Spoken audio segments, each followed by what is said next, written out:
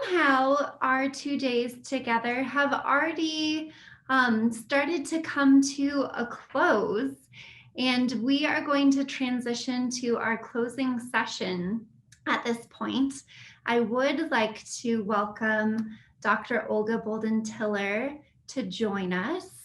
And she, as many of you know, is a person who wears a great many hats. I'm just going to make sure she's popping over here.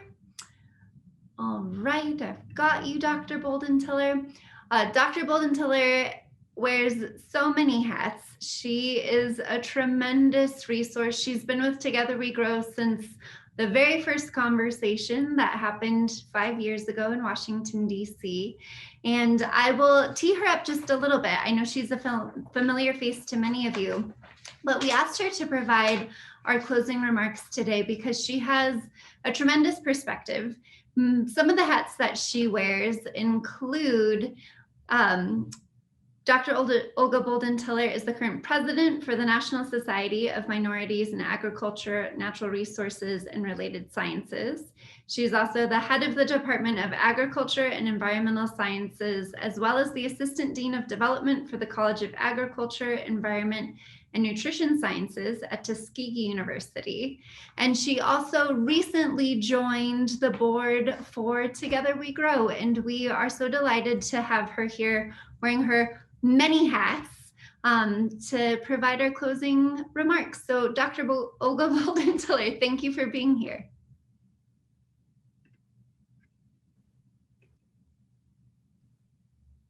Well, thank you so much.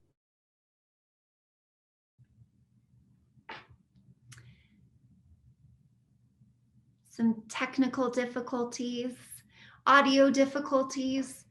It's always something. Luckily, we've all been practicing all of our skills in adaptability and flexibility these past many months. That's right. It definitely speaks to our earlier speakers' chat on giving ourselves a break and such, especially during these times. So I want to just take a moment and share my screen. I do have a couple of slides that I want to share as I close here today.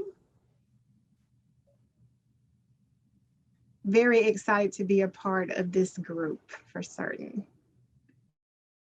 I'll just make that large and share. So thank you so much, Kristen, and thank everyone for being a part of this event. I certainly shared the comments and enthusiasm from Shannon as well as our other presenters in just being a part of this event. As Kristen has indicated, I've had the pleasure of being a part of Together We Grow since its inception, and it's really been impactful for me as well to help be here and help mold, if you would, the direction of the group, and really to just see how an organization such as this would come together and move forward such that we can all meet the goals that we would like to meet. The foresight and commitment into creating this diverse workforce working together in food and ag has been a long thought out process. People have talked about it. We have gone different ways in different silos in addressing this issue. But I think that as we come together, as Together We Grow, it's very indicative of how we can move forward and actually be successful. Together We Grow was a little bit ahead of its time, a little ahead of the curve, if you would, with the establishment of this work and really having a plan and a good plan for bringing individuals from different types of organization and industry together. Again, we as a collective are much stronger together than we have been as individual organizations trying to work. And although many of us have worked together in small groups, it's not been until Together We Grow that we've been able to bring everyone to the table. As we've heard, recent events have really catalyzed folks to realize that everyone is needed, both big and small. A lot of this work in bringing individuals together was initiated by Together We Grow before a lot of these recent events. And for that, I do commend the organization. We know that it is important to involve organizations early, again, big and small. As a professor at an 1890 land grant institution, Tuskegee University, it is sure that we are small but mighty. And to be able to be a part of this organization since its inception has been very instrumental. And I've seen contributions from other organizations, again, large and small, that have been very instrumental into making sure that Together We Grow is the organization that we want it to be, and that it is able to and willing to address broad needs. We've gone through a lot of soul searching as an organization, but because everyone has been at the table, no one had to be on the table.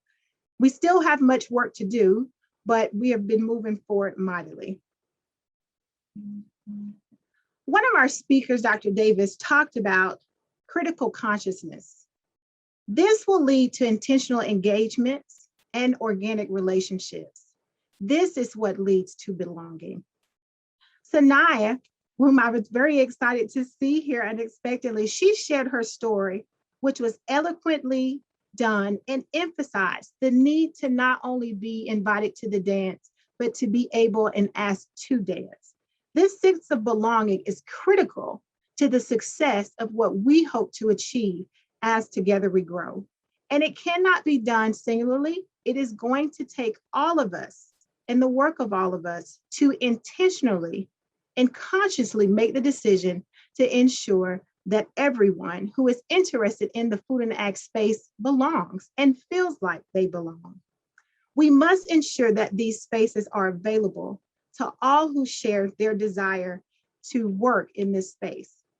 I always tell the story, it always tickles me, to use one of my mother's favorite words, when we have young people who come from urban spaces who are passionate about food and ag, and they show up on a farm and they are not in the normal or expected farm attire. They may have long nails, they may be very well groomed, but they are there to work. And I am always chuckling at the end of these experiences when we take students to these spaces and they get in and they do the work. And the next thing you know, at the end of the day, the people who have hosted those students are like, man, they worked really hard. They contributed. They're really smart. I never would have thought this, I never would have thought that those students who maybe were dressed that way or this way would have the passion that they have for agriculture and the food industry. But we need to know that we must give individuals the opportunity to share with us their passions and desires so that we can utilize them and give them the opportunity to contribute to what we need and the issues that we need to solve in the food and ag space. We must think broadly. We must be inclusive. That is the answer. By including all, we will indeed be diverse. And because we include everyone, we will do so equitably. As we close, I reflect on my time in the agricultural space. I often say that I'm an accidental agriculturalist. And then when I really think about it, I say, no, I'm not. I've been doing agriculture my entire life. As an agricultural professional, I have seen over the past few years a transformation in opportunity for more people to be included in the food and agricultural space. These collaborations have been increased when we look at the intersection between our land grant institutions interfacing with each other, 1994, 1862, and the 1890 land grant institutions. I had the opportunity to attend both an 1890 land grant institution, which is a historically Black college or university, Fort Valley State University in Georgia, and subsequently move on to a PhD program at the University of Missouri-Columbia, which is an 1862 institution. As a student, I got a chance to interface with a lot of different people. With my foundation at a historically Black college and university that was an agricultural institution, I had the chance to see professionals, scientists, and many individuals of color who were professionals in this space. So it never occurred to me that that was not an opportunity for me. At Tuskegee University, we have the opportunity to provide such experiences for students as well. These diverse role models are critical. And so as we think about how we will move together, we want to make certain that we are supporting all organizations and what they have to offer.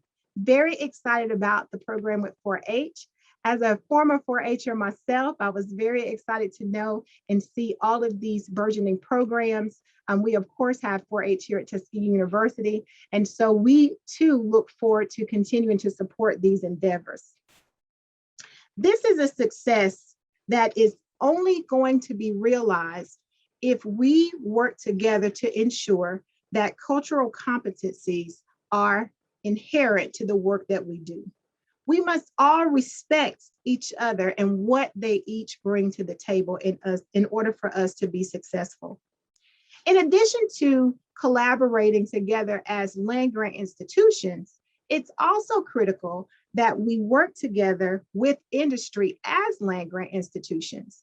I have the fortune to be a part of a huge grant, a $20 million digital agriculture grant that brings together Tuskegee University, the University of Illinois, another land-grant institution, and several other organizations. We are a group of about 11 organizations, but we are working collectively to also work closely with industry partners to make certain that we are including diversity, equity, inclusion, technical training, cultural competencies, et cetera, including soft skills development, which is very important, into this Institute for Digital Agriculture to make sure that we have a workforce that is ready for success. Another great example is Cargill. We have some of them here on the call today.